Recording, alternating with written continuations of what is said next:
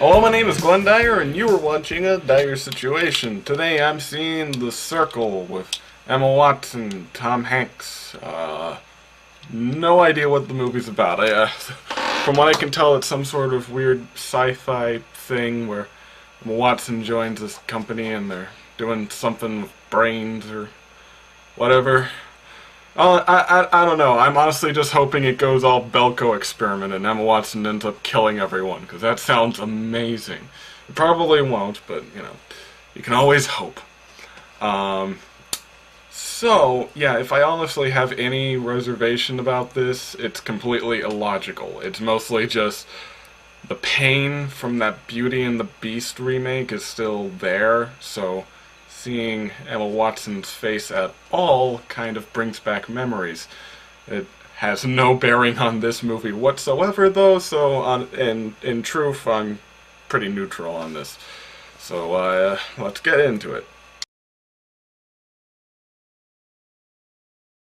And I'm back, and, geez, maybe my hesitation due to Emma Watson wasn't so bad after all.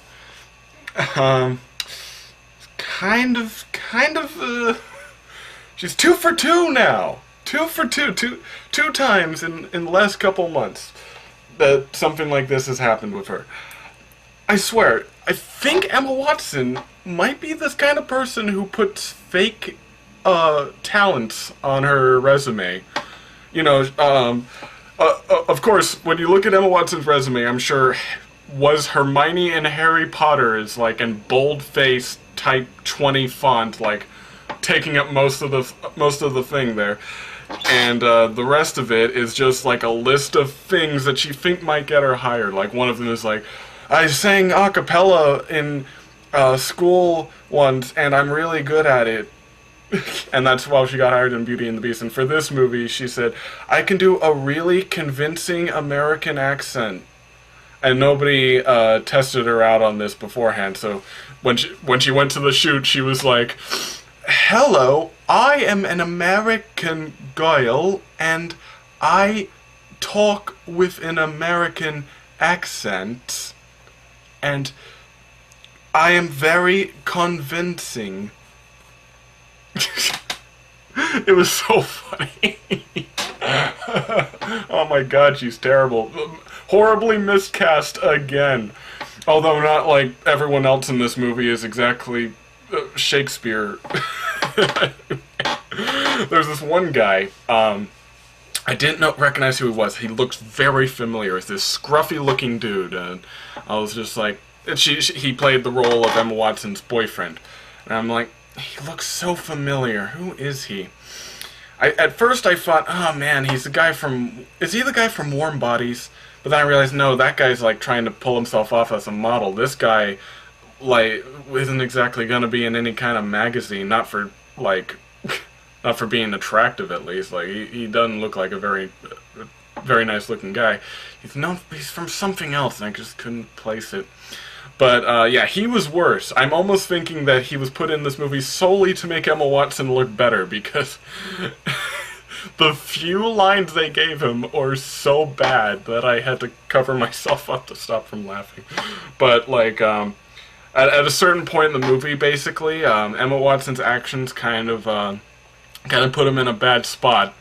And he goes up to her and says, Emma Watson... No, her character's name is May. He says, May, don't you realize, I know you meant well, but these people started harassing me online. I looked on my phone and I got death threats. Death threats, May. And he says it like that. Death threats, May.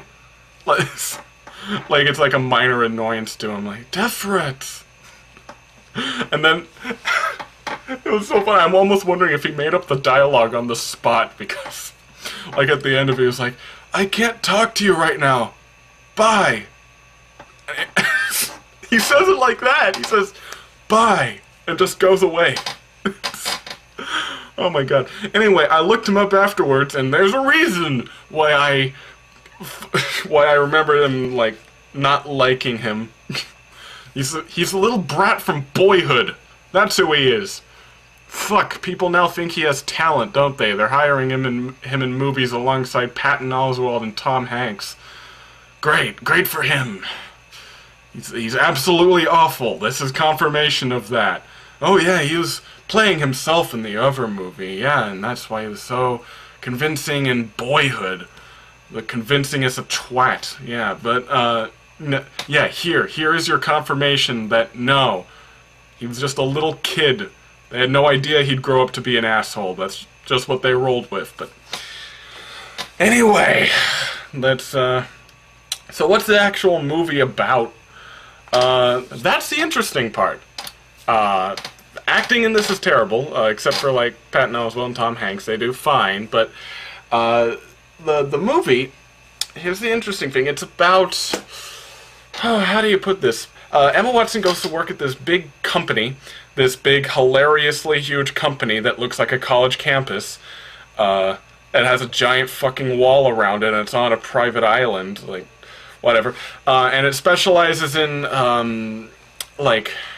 It's basically a social media platform that's gotten way out of hand, I guess, and it's like essentially they're taking the whole Facebook thing to extreme. The whole you post yourself, you post your feelings, you open up your life, kind of, to like the extreme dystopian nature where not only do you not have privacy, and you're encouraged not to have any kind of privacy, but it's actually becoming mandatory, like, by law, to not have privacy. Like, that's what they're pushing.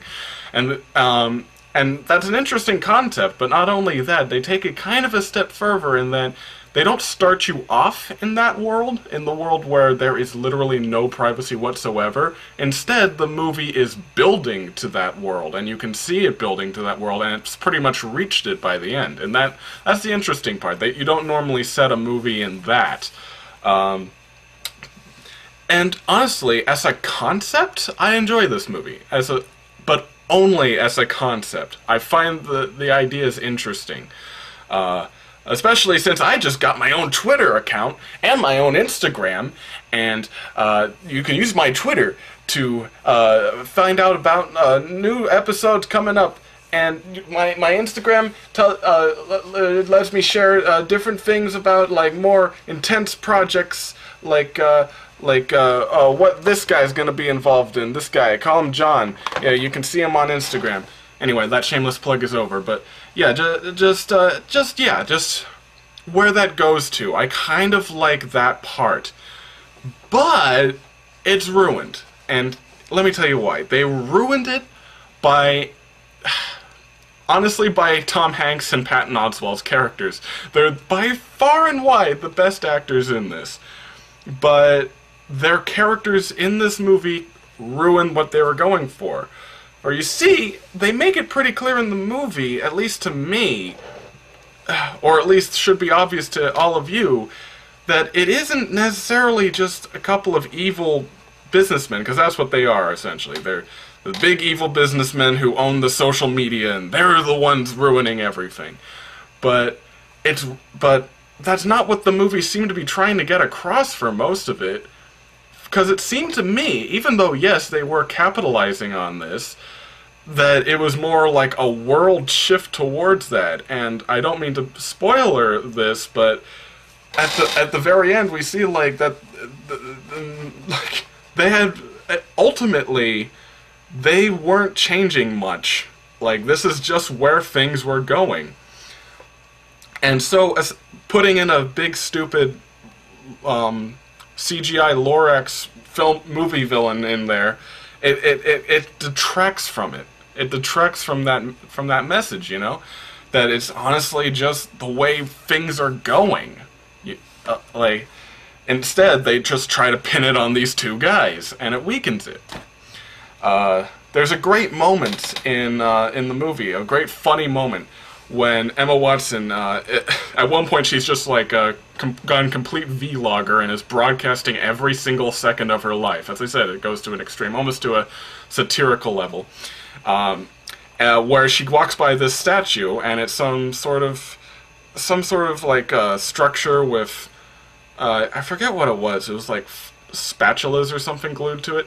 And she says this was done by an artist in a country, in this country, and currently he's being prosecuted by it. I thank all the millions of you who sent all the frowns to that country's government. We are making real progress here. See, that was a funny moment, because that was kind of satirizing just how we're just kind of content to lay back and just do the bare minimum and think we're making a difference here.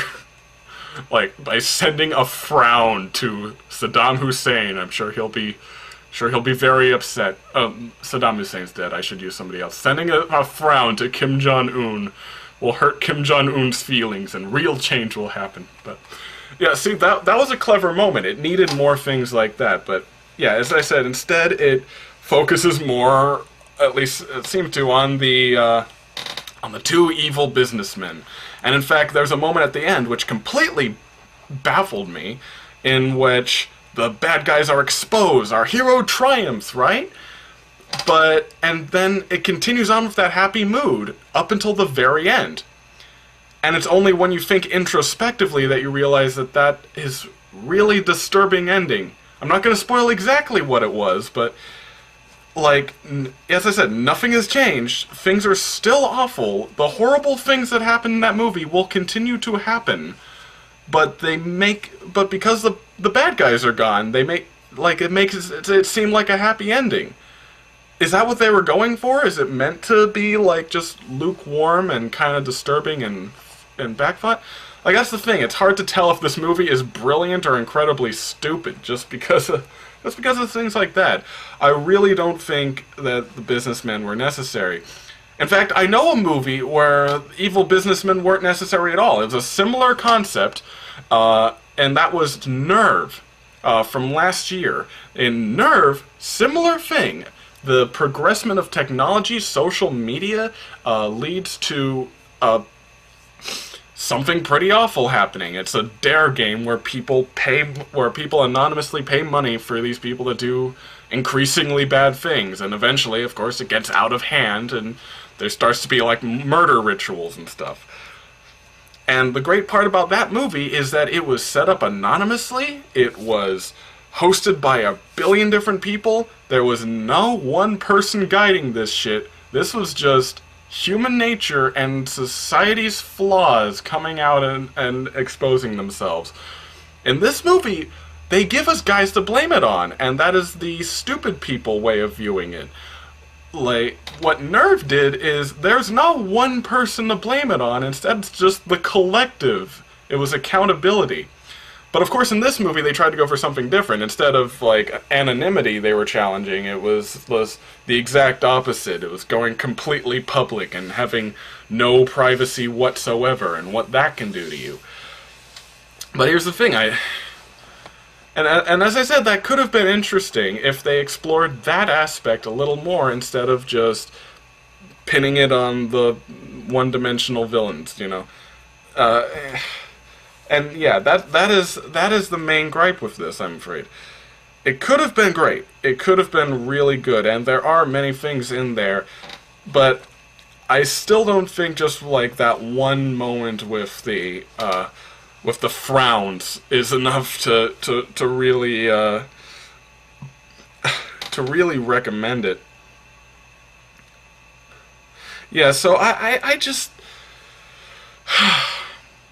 yeah, so in general I think it's a good idea. I think if you instead researched the concepts in this movie, if you researched just how social media is progressing. Is this based on anything? If this is based on the book, I don't know, maybe read the book. But yeah, just kind of like your own ideas, like where is social media going? Where is our increasing lack of privacy going? And like at one point do you stop it, you know? And like, that's the interesting part of that. You could have great conversations about the concepts in this movie. However, I can't recommend watching the movie. It's not very good. That's kind of the problem here. not only just because of the old guy, so that's the evil businessman. Well, that's a big part, but also just because it's kind of transparent in ways. Emma Watson's character in particular. Because I think it was meant to be kind of a downfall story, because she starts off the movie as her own independent person. Like, she canoes by herself and just kind of experiences the world and all that. And, you know, she stays with her family and she respects her privacy and all that, essentially. And then it's supposed to be a downward spiral until she's something completely unrecognizable. But the problem is she kind of leaps too far. Like, it seems like 1 minute she's one person, this totally private person, and the next, fuck privacy. Like, it's just completely from A to Q in one step. I think for me, this one particular moment that just seemed like really way too obvious that something was going to go down with her in particular, way too much, was towards the beginning when she's being hired on by the company, and they're asking her a bunch of quick-fire questions to see how she goes. And one of the quick-fire questions was the needs of society versus the needs of an individual, and she immediately said they should be the same. See, right at that point, you already know kind of where she's going to turn to here. And I think it was a little way too obvious. I mean, I'm glad it was just one line, I suppose. It's not a bunch of characters just talking about how she is turning this way. But still, it's a little blunt, is all I'm saying. And yeah, I think that's the main thing. I think... So, just to sum up my criticisms here. Terrible casting. Should have definitely did different casting for this movie. Should have either not have the evil businessman or focus less on the evil businessman, because that's the far less interesting part. And should have been more clear on where the movie stands, because as I said, the ending, probably just because they had recently defeated the businessman, made it kind of unclear whether the movie was saying, is it a good thing or is it a bad thing? Or do they want you to think about it? You know, normally it's one of those three things, but they made it like... It was very unclear. And that... So, yeah. Those are the main three things. Three things that movies should work on. I'll give you a week, and then you get back to me, and I'll let you retake the quiz, okay? So yeah, visit me at my social media sites, and be sure to watch my live stream where I take a dump into a chicken. And until next time, I'm Glenn Dyer, and you have been watching a Dyer Situation.